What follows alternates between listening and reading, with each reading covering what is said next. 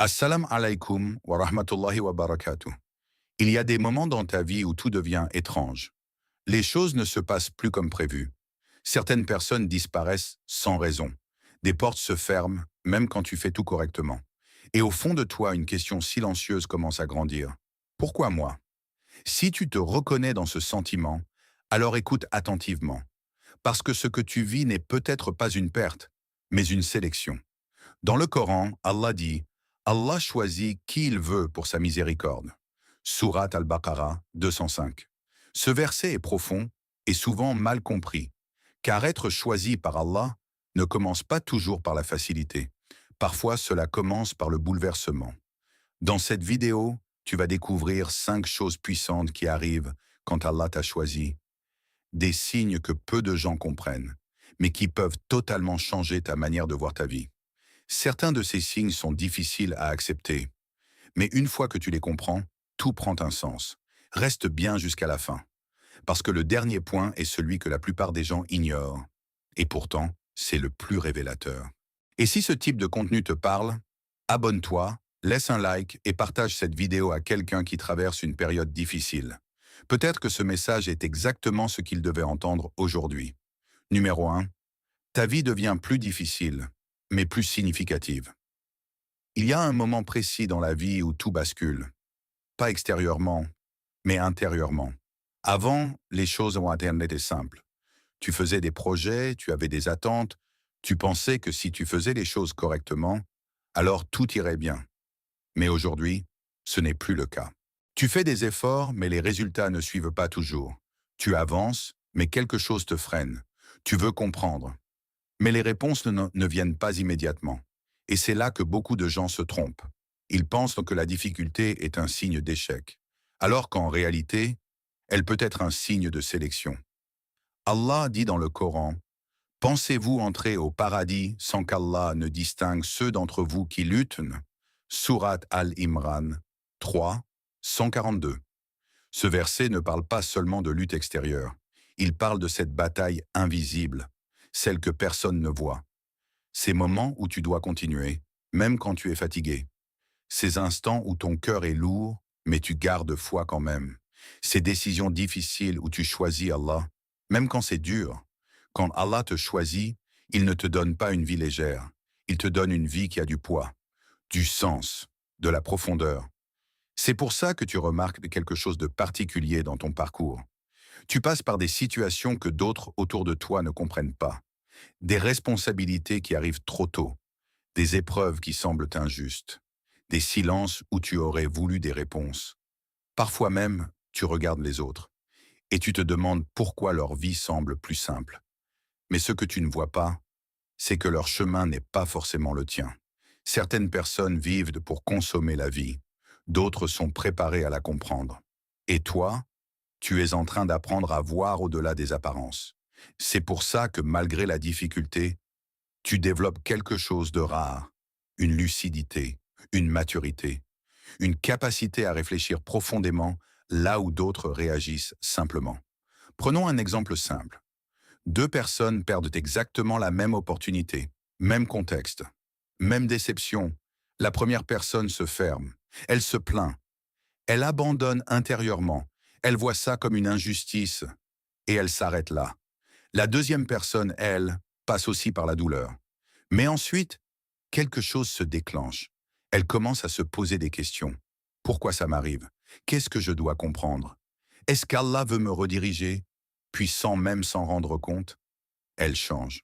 Elle se rapproche d'Allah. Elle ajuste ses intentions. Elle devient plus consciente. Extérieurement, les deux ont perdu la même chose. Mais intérieurement, l'une a chuté et l'autre a grandi. C'est ça la différence entre une perte et un appel. Et peut-être que toi aussi tu es dans cette phase où tout semble plus difficile, où les choses prennent du temps, où rien n'est vraiment simple. Mais si tu regardes plus profondément, tu verras que tu n'es pas en train d'être bloqué. Tu es en train d'être construit. Alors pose-toi cette question, honnêtement. Qu'est-ce que ces épreuves sont en train de faire de toi?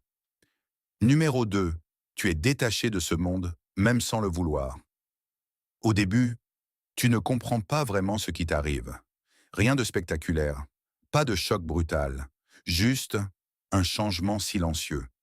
Les mêmes choses sont toujours là, les mêmes distractions, les mêmes discussions, les mêmes objectifs que tout le monde poursuit, mais toi, tu ne ressens plus la même chose. Ce qui t'excitait avant te laisse maintenant indifférent. Ce qui te faisait vibrer devient banal, comme si quelque chose s'était éteint, ou plutôt comme si quelque chose de plus profond s'était allumé. Et c'est là que le doute commence. Tu te demandes, pourquoi je ne suis plus comme avant?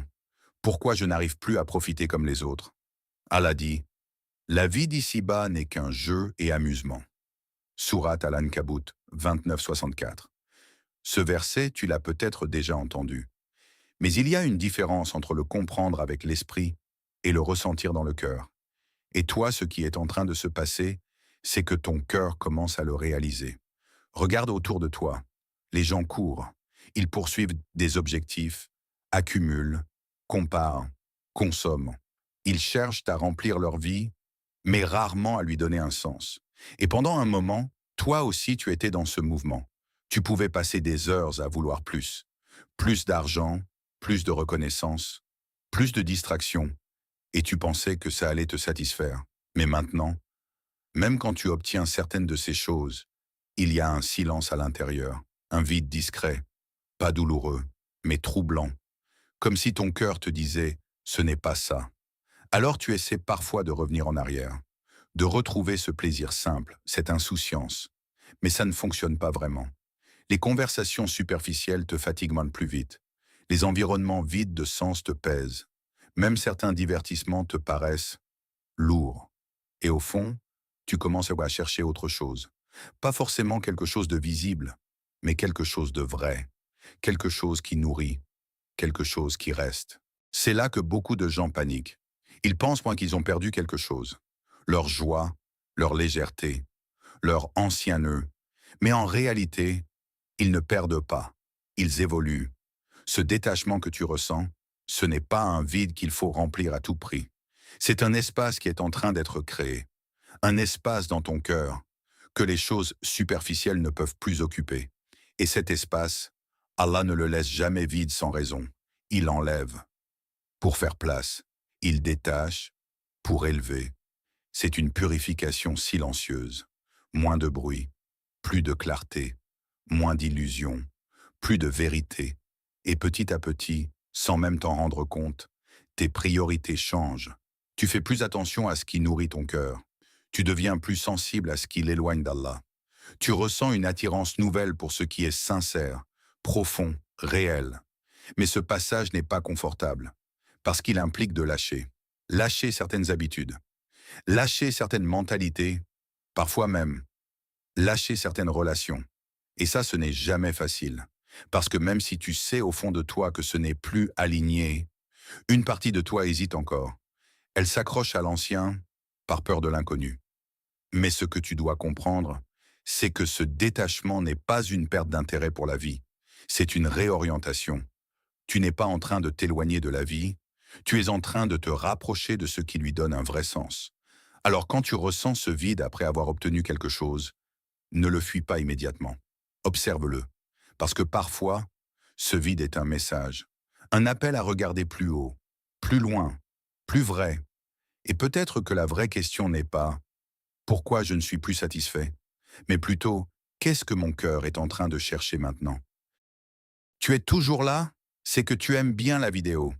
Clique sur s'abonner et on continue ensemble. Numéro 3. Tu ressens une solitude que les autres ne comprennent pas. Il y a une forme de silence que peu de gens comprennent. Pas le silence autour de toi, mais celui que tu ressens à l'intérieur. Même quand tout le monde parle. Tu peux être entouré, rire, participer. Et pourtant, une partie de toi reste distante. Comme si ton cœur n'était plus totalement présent. Et ce décalage, il est difficile à expliquer. Parce que de l'extérieur, tout semble normal. Mais à l'intérieur, quelque chose a changé. Le prophète, que la paix et le salut d'Allah soient sur lui, a dit « L'islam a commencé comme quelque chose d'étrange et redeviendra étrange. » Muslim. Ce mot, étrange, il est profond. Il ne parle pas seulement de religion. Il parle de cette sensation d'être en décalage avec le monde, même sans le vouloir. Et si tu ressens ça aujourd'hui, Ce n'est pas forcément un problème. C'est peut-être un signe. Quand Allah te choisit, il ne te laisse pas toujours dans le bruit. Parfois, il réduit les distractions autour de toi. Pas forcément en retirant les gens, mais en changeant la façon dont tu les ressens. Tu peux être avec les mêmes amis, mais les conversations ne te nourrissent plus comme avant. Tu peux participer aux mêmes activités, mais ton cœur n'y trouve plus vraiment sa place. Exemple simple. Tu es assis avec des proches. Ils parlent, ils rigolent, ils partagent des moments. Et toi aussi tu souris. Mais au fond, tu es ailleurs. Ton esprit s'échappe. Ton cœur réfléchit. Il cherche quelque chose que tu n'arrives pas à nommer. Et ce moment-là, il peut être troublant. Parce que tu te demandes, pourquoi je me sens seul alors que je ne le suis pas? La réponse n'est pas sociale. Elle est spirituelle. Ton cœur est en train de changer de direction. Avant, il se nourrissait de présence humaine, de distraction, d'échanges légers. Aujourd'hui, il commence à chercher quelque chose de plus pur, quelque chose de plus profond, quelque chose qui ne dépend pas des gens, mais qui les dépasse. Et pour que cette transition se fasse, il faut de l'espace. Cette solitude que tu ressens, ce n'est pas un abandon, c'est un espace créé intentionnellement. Un espace où les voix extérieures diminuent pour que tu puisses enfin entendre autre chose. Quelque chose de plus calme, mais de plus vrai. Parce que tant que ton cœur est rempli de bruit, il ne peut pas percevoir la profondeur. Alors Allah allège autour de toi. Il crée une distance émotionnelle. Il t'éloigne parfois de certaines ambiances. Pas pour t'isoler du monde, mais pour te reconnecter à l'essentiel. Et dans cet espace, quelque chose commence à émerger. Des questions plus profondes, des prises de conscience, une sensibilité différente à ce qui est bien et à ce qui ne l'est pas. Mais il y a un piège dans cette étape. Beaucoup de gens ressentent cette solitude et essaient immédiatement de la fuir. Ils remplissent leur temps à tout prix. Ils cherchent du bruit pour éviter le face-à-face intérieur. Alors que justement, c'est dans ce face-à-face que tout se joue. Parce que cette solitude n'est pas un vide à combler. C'est une porte. Une porte vers une connexion plus sincère, plus stable, plus apaisante. Une connexion qui ne dépend pas des gens, mais qui reste même quand tu es seul. Et c'est là que la perspective change. Tu réalises que tu n'es pas réellement seul. Tu es simplement en train de te détacher de certaines formes de présence pour en découvrir une autre, plus discrète, mais infiniment plus forte. Alors la prochaine fois que tu ressens ce décalage, au lieu de le rejeter immédiatement, essaie de rester un instant avec lui. Pas pour te sentir isolé, mais pour comprendre ce qu'il essaie de t'apprendre. Parce que parfois, ce que tu prends pour de la solitude est en réalité une invitation. Une invitation à te rapprocher d'Allah d'une manière que tu n'as jamais expérimentée auparavant. Et au fond, combien de temps vas-tu continuer à fuir cet espace avant de réaliser ce qu'il contient vraiment? Numéro 4. Tu es constamment ramené vers Allah, même après t'être éloigné. Il y a des gens qui s'éloignent et qui ne ressentent plus rien. Pas de manque, pas de regret profond, pas de rappel intérieur. Ils continuent leur vie comme si de rien n'était. Et puis il y a toi. Toi, même quand tu t'égares, quelque chose ne te laisse pas tranquille. Tu peux essayer d'ignorer, de repousser, de te distraire. Mais tôt ou tard, ça revient. Pas toujours de la même manière. Parfois c'est discret, parfois c'est intense. Mais c'est là. Allah dit, puis il les a élus et les a guidés vers lui. Surat Taha 20, 122. Ce verset révèle quelque chose de profond. La guidance n'est pas seulement le fait de connaître le bon chemin, c'est le fait d'y être ramené, encore et encore, même après s'en être éloigné. Et si tu regardes honnêtement ta vie, tu verras ce schéma se répéter. Tu fais une erreur, tu t'éloignes un peu, tu te dis que tu reviendras plus tard, puis sans prévenir, quelque chose se déclenche. Un rappel que tu entends au bon moment, une vidéo qui apparaît exactement quand il faut, une discussion inattendue, ou même un simple sentiment intérieur impossible à ignorer, comme une gêne dans la poitrine, un poids discret mais réel. Tu continues ta journée, mais il est là. Tu essaies de passer à autre chose, mais ça reste. Et plus tu ignores, plus ce sentiment devient lourd, jusqu'au moment où tu reviens. Tu fais une invocation, tu pries, tu demandes pardon, et immédiatement, quelque chose change. Le poids s'allège, Ton cœur respire à nouveau. Une paix revient. Ce moment-là, il est important. Parce qu'il te montre une vérité que beaucoup ne réalisent pas. Tout le monde ne ressent pas ça. Certaines personnes font des erreurs. Et leur cœur reste calme. Pas parce qu'elles sont en paix, mais parce que leur sensibilité s'est affaiblie. Toi, si tu ressens ce tiraillement, ce n'est pas une faiblesse. C'est une preuve que ton cœur est encore vivant. Ce n'est pas une culpabilité ordinaire. Ce n'est pas juste un malaise psychologique. C'est une forme de guidance, un rappel direct, personnel, comme si à chaque fois que tu t'éloignes, quelque chose te disait « reviens ». Et ce « reviens », il ne vient pas de toi uniquement. Il est permis, il est facilité, il est voulu, parce qu'Allah ne t'a pas laissé partir sans te rappeler. Et ça, c'est immense. Mais il y a un détail que tu dois regarder en face. Combien de fois ce cycle s'est-il répété? Tu t'éloignes, tu reviens, tu te rapproches, puis tu retombes. Encore et encore. Au début, tu voyais ça comme un échec, une preuve d'instabilité, peut-être même une forme d'hypocrisie. Mais en réalité, il y a une autre lecture possible. Et si chaque retour n'était pas juste une correction, mais une invitation à aller plus loin? Parce qu'il y a une différence entre revenir par moment et répondre pleinement. Revenir, c'est apaiser le cœur temporairement. Répondre, c'est changer la direction. Et tant que tu restes dans ce cycle, tu ressens cette tension, ce va-et-vient intérieur, ce manque de stabilité. Pas parce que tu es perdu, mais parce que tu n'as pas encore complètement répondu à l'appel. Alors la vraie question n'est pas « pourquoi je reviens toujours ?» La vraie question plus profonde, c'est « qu'est-ce que j'attends ?» pour m'arrêter définitivement et répondre sincèrement à cet appel. Numéro 5. Tu ressens une mission, sans pouvoir l'expliquer. Il y a des sensations qui ne s'expliquent même pas facilement. Elles ne font pas de bruit, mais elles ne te quittent jamais vraiment. Celle-ci en fait partie. Tu continues ta vie, normalement en apparence. Tu fais ce que tu dois faire, tu avances, tu gères ton quotidien. Mais au fond, il y a quelque chose, une impression persistante, comme un fil invisible qui te tire vers quelque chose de plus grand, sans jamais te montrer clairement quoi. Tu ne saurais pas l'expliquer aux autres.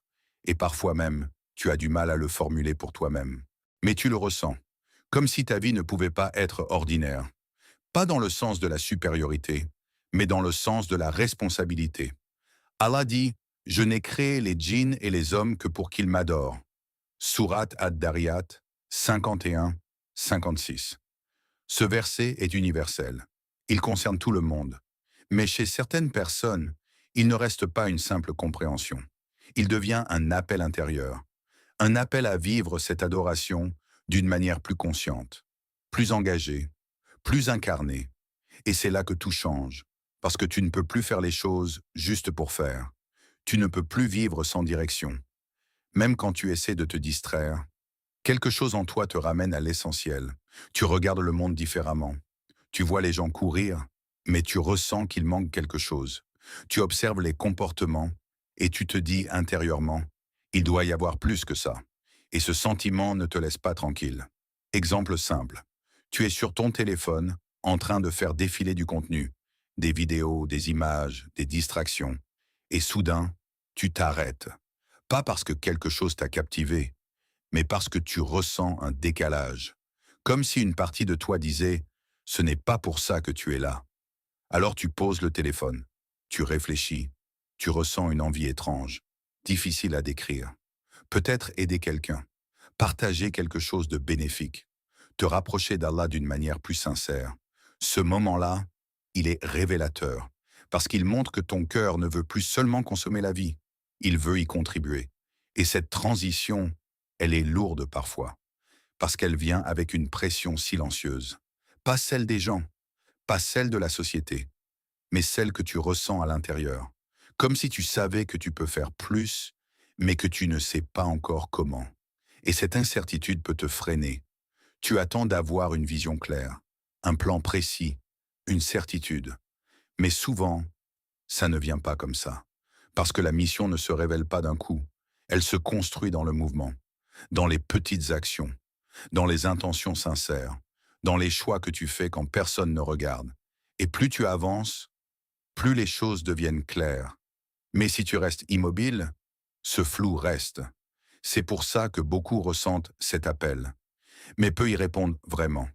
Ils doutent, ils repoussent, ils attendent le bon moment. Alors que ce sentiment, c'est déjà un point de départ. Ce n'est pas quelque chose que tout le monde ressent.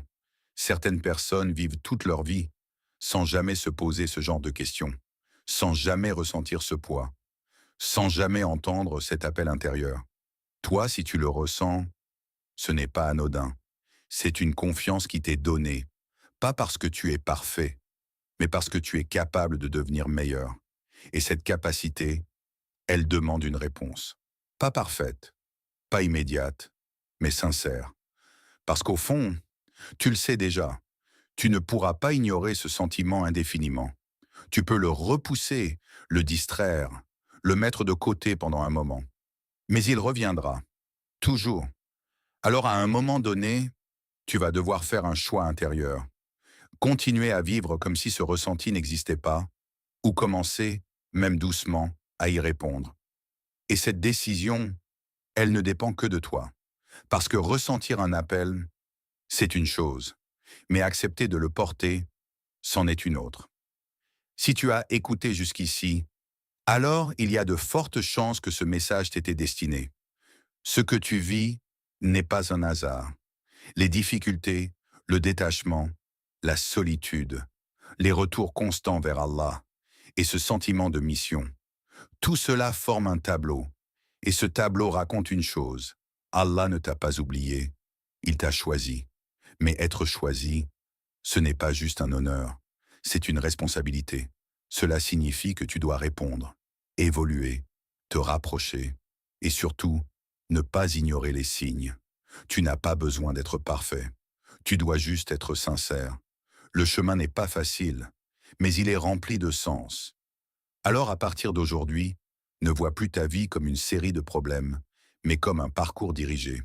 Et maintenant, dis-moi en commentaire, laquelle de ces 5 choses te parle le plus dans ta vie actuellement? N'oublie pas de t'abonner pour plus de rappels comme celui-ci, de liker la vidéo si elle t'a touché, et de la partager à quelqu'un qui traverse une période difficile. Peut-être que, comme toi, il a juste besoin de comprendre ce qu'Allah est en train de faire dans sa vie.